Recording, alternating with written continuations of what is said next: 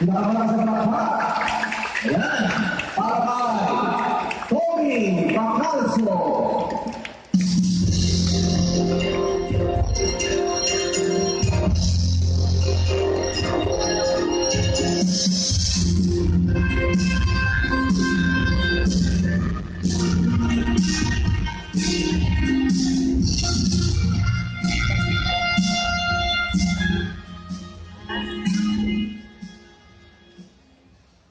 Magandang umaga, lupa!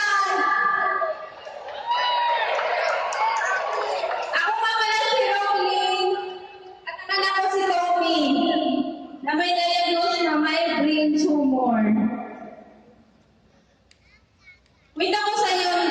Kwento ko sa inyo yung nangyari noong June 20. Galing akong trabaho noon, dating ko sa bahay, nadadaan ko si Tommy na walang malay. Tapos sabi ko, anong nangyari sa'yo? Hindi siya nakapagsalita, kaya dinala namin sa ospital. Yung malapit lang sa amin. Tapos, sabi ng doktor, punta daw kami sa malalaking hospital kasi wala silang mga gagamitan doon na kasi hindi kasi nakapagsalita si Tommy. Tapos, pumunta kami sa Davao, sa SPNC. Doon, inisikaso kami. Binigyan naman si Tommy ng panunas nila. Tapos, sabi ng doktor na ipa-CT scan daw siya kasi hindi ito nakakasalita. Itong kalaking katawan niya, wala na itong malay. CT scan si Tommy.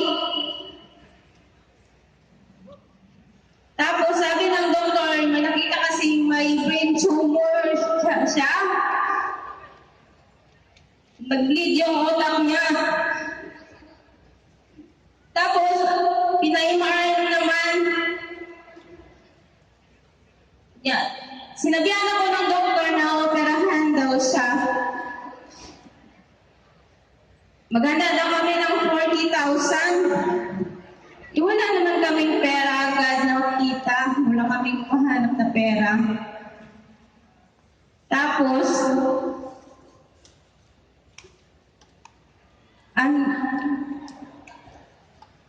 next ko yung pinsan ko, si Jocelyn. Punta siya sa hospital. Tingnan niya si Tommy, nagat niya na doon na nakahiga siya, walang malay, may dextrose may tubo yung ilong niya. Pagkatapos nun, sabi niya, may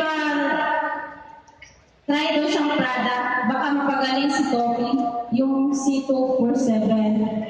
Tapos,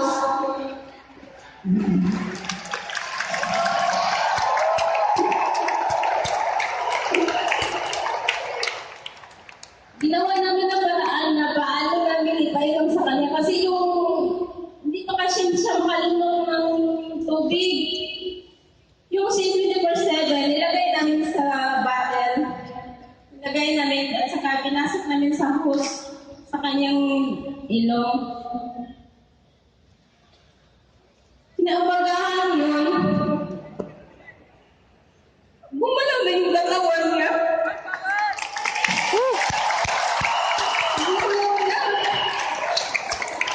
Sino ba namang naman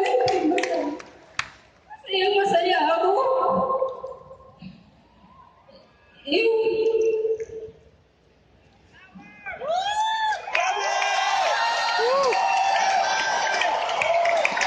Pagkatapos nun, sabi ko, siguro hindi na natin ma-operahan si Tommy kasi natatakot ako kung ano mangyari sa kanya pag ma-operahan siya. Kasi sabi ng doktor, ano daw, 50-50 daw yung chance pag ma-operahan. Hindi ko siya pinapa-operahan. Nag-discharge kami, sabi ko, Dok, uwi na lang kami sa amin.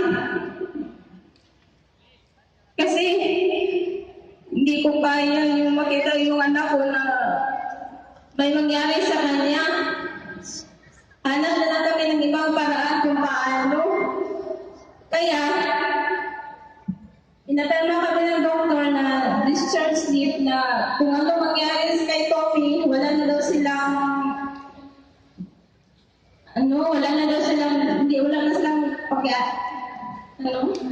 pakialam.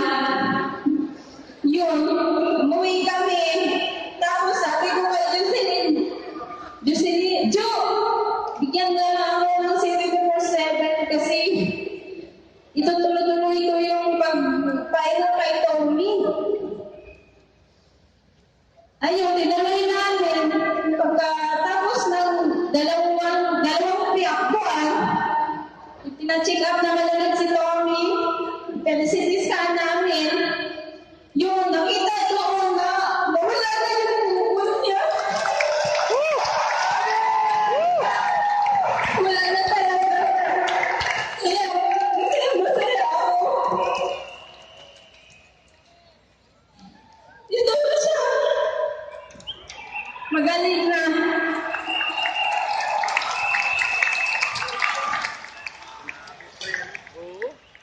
Kaya masasalamat po ako. Maraming sa lahat ng mga may-ari ng Global. Lalo na kay Doc Ed, Sir John, Sir Francis, at kay Doc Tony. Na rin sa lahat ng training team, marketing team, especially kay Sir Bong Askirin, Sir Jason Laino, Doc Cruz, sa mga taong tumutulong sa amin mula umpisa hanggang ngayon, kay Adam Valenzuela, yung pinsan ko si Jocelyn Fernandez, na Chan, Upline Janice Ang, Karen Grace Presbyterian, sila po yung naging instrumento para matulungan ang anak ko. Sa 24/7 na nagbida. Maraming salamat po sa inyo. Sa lahat, at higit sa lahat, sa Panginoon ng Diyos, dahil ginamit niya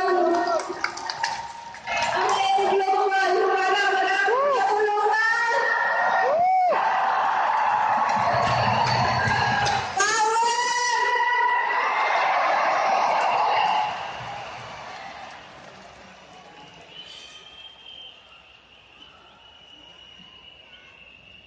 Again, maraming salamat po sa Global. Ako po pala si Adam Valenzuela. Last year lang po ako nag-join. And then, una po